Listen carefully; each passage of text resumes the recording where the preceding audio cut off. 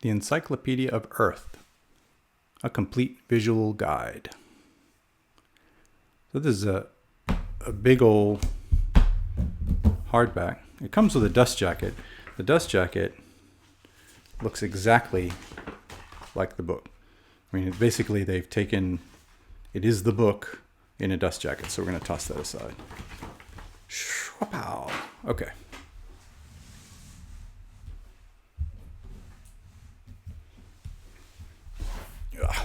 It's big and it's heavy.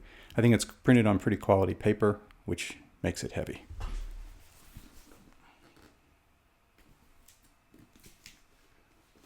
This just explains, really, this is how it is on every page, which I'll show you in a second. So maybe this is superfluous, but on every page they have the pictures, and then they have the fact file. They have, information about what you're looking at.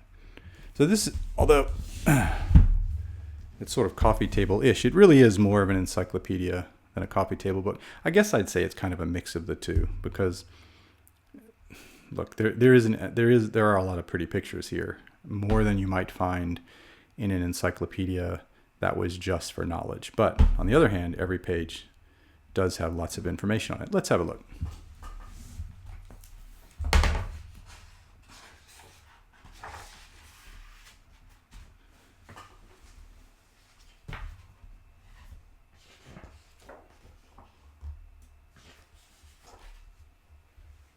So here's a table of contents where they break it down into broad things, okay, air, land, fire, water, etc.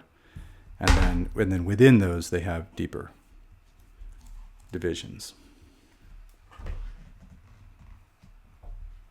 But this is what I mean. So you have some nice pictures, and then there's a fact file on each side here, where there are more details about what you're looking at. And sometimes it's more, well, yeah, like, see, this is pretty detailed. Sometimes they get very detailed. Well, not exactly very detailed, but more. Let's have a look. I just saw something. Yeah, so here we have, some big pictures here. And rather than a fact file, they have some, rather than what they usually call a fact file, they have more information on this side. But every page is like this.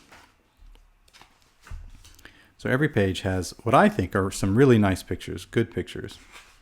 Pretty pictures on relatively thick paper, and then the fact file, some interesting stuff about it. Heat waves.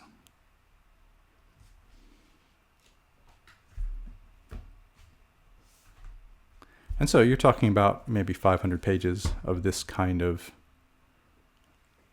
closer to 600 pages of this kind of thing, where there's pictures and information.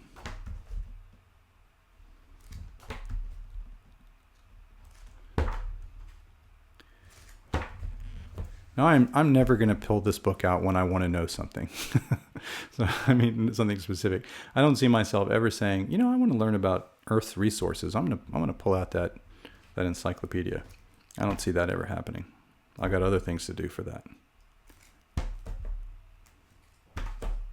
But just to pull it out when it's on the shelf and just sort of flip through it, I've got an idle 15 minutes or something like that. Or, I don't know, especially if a young person is visiting. Have a look. I don't know why I reserve it for young people. It's interesting for me too. But yeah, just sort of flipping to a page or two and reading a little bit about it, seeing what there is. Okay, let's close this up. It is not small.